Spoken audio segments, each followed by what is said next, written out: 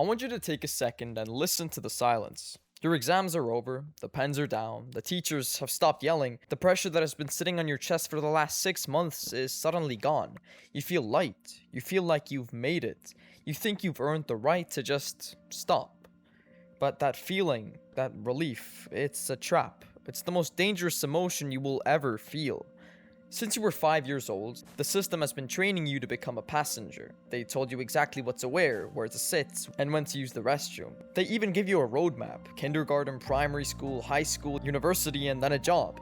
You've been living in a simulation where the next level is always guaranteed as long as you just show up. Because of that, you've developed a waiting room mentality. You're sitting there, looking at the door of your life, waiting for a real adult to walk in, call your name, and tell you that your real life is finally starting. You think there's some scout, some mentor, or some magic stroke of luck that's gonna discover you while you're playing video games half naked at 2 p.m. Here's the reality check. No one is coming.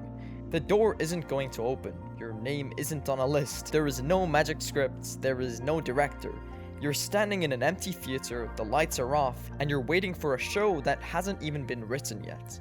If you don't pick up the pen and start writing the script yourself, the curtains are never going to rise. You'll spend the best years of your life waiting for a start button that doesn't exist. Why is it so hard to get out of your bed? Why do you feel like you have no motivation even though you know you're failing? It's because you've been biologically domesticated.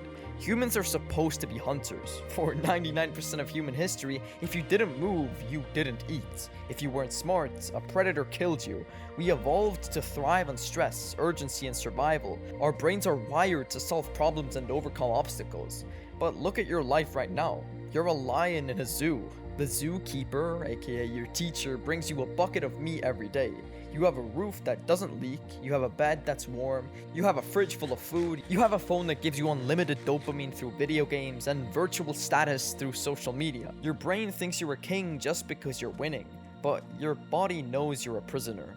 When you have no need to move, your brain shuts down. It enters power save mode. That laziness you feel isn't a character flaw. It's your biology telling you that you're safe enough to be useless. The problem is the world outside that zoo is changing. While you're in your cage getting fat and slow, the wilderness is getting more competitive. AI is getting smarter. The economy is getting harder. The meat bucket isn't going to be there forever. And when the zookeeper finally stops showing up, you're gonna realize that you've forgotten how to actually hunt. You need to stop waiting for motivation and start creating hunger. You need to realize that your comfort is your biggest enemy. It's just like a coffin, and you're currently lying in it scrolling through TikTok. We're entering the summer rot. Most of you see the summer break as a vacation. You think you're gonna recharge your batteries, but let's be real. How much recharging do you actually need from a school year where you spend half the time staring out of the window? Summer is where the gap is created.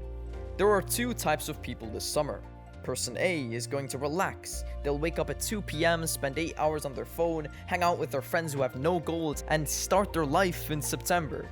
Person B is gonna realize that 90 days is 2,160 hours. Even if they sleep 8 hours a night, they'll still have 1,440 hours of awake time. In 4,440 hours, you can learn a high-level skill. You can learn how to code. You can learn how to edit videos like a pro. You can build a business that makes your first $1,000. Or you can transform your physique. If person B works for just 4 hours a day this summer, they'll be 360 hours ahead of you by August. In the real world, 360 hours of focused work is the difference between a master and a beginner. While you're rotting on your couch, person B is lapping you. They're becoming the person that girls want, that companies want to hire, and that you will eventually be jealous of.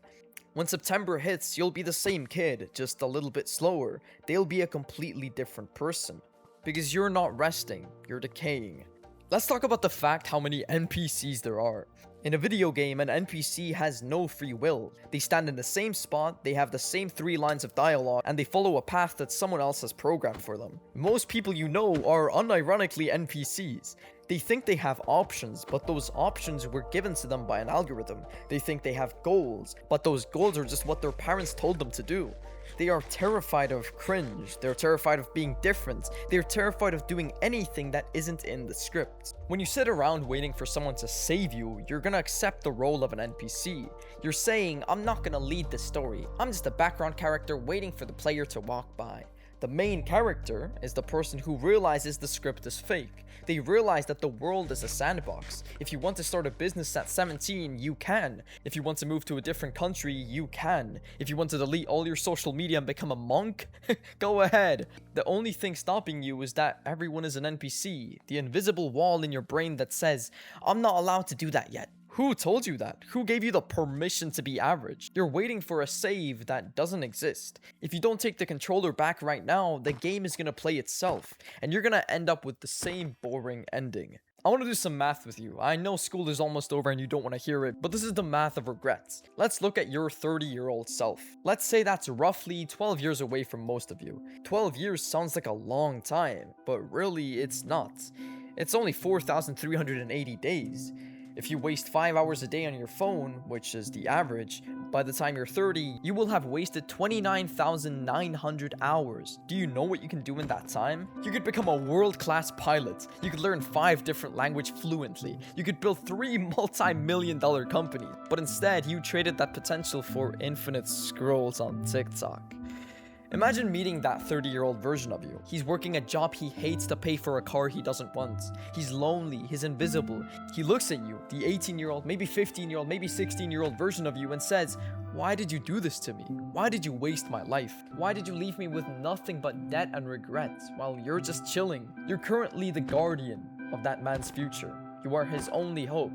If you fail him now, he has to suffer for the rest of his life. You're piling up a debt that he will never be able to pay back. Does that not scare you? Because it should.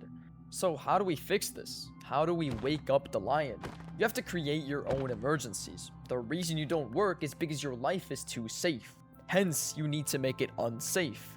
Burn the boats. If you want to become a creator, tell everyone you know what you're doing. Make your failure public so the embarrassment of quitting is even worse than the pain of working. Invest your last dollar. Don't save your money for a rainy day. Spend it on a skill, a tool, or a coach. When your bank account is at zero, your brain will suddenly find the motivation to work. Cut the lifelessness. Stop asking your parents for money. Stop relying on the safety nets. The second you realize that if you don't work, you don't eat, you will become the most productive person you know. Motivation is for losers. Discipline is for kings. Discipline is doing work when you hate it, when you're tired, and when there is no reason to do it. You don't need a spark, you need a system. Start tonight, not tomorrow. Tomorrow is the graveyard of dreams. Tonight, you'll put your phone in another room. Tonight, you'll write down that one thing you want to master this summer. Tonight, you'll decide that the waiting room is officially closed. Now, I want you to go up to a mirror and look yourself in the eye. Imagine that behind your reflection, there's a ghost. It's the version of you that could have been. The you that had discipline. The you that didn't rot this summer. The you that realized that nobody was coming. That version of you is a king. He's strong, he's wealthy, he's free, he looks good. He has all the confidence you're currently trying to fake. Now, every time you choose the easy path, that ghost gets a little bit fainter.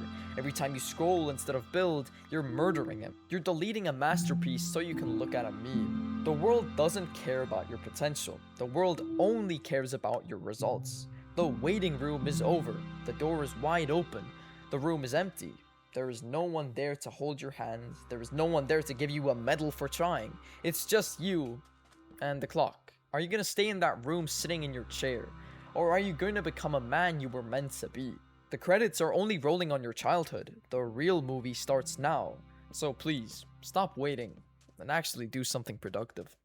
I'll see you at the top, guys.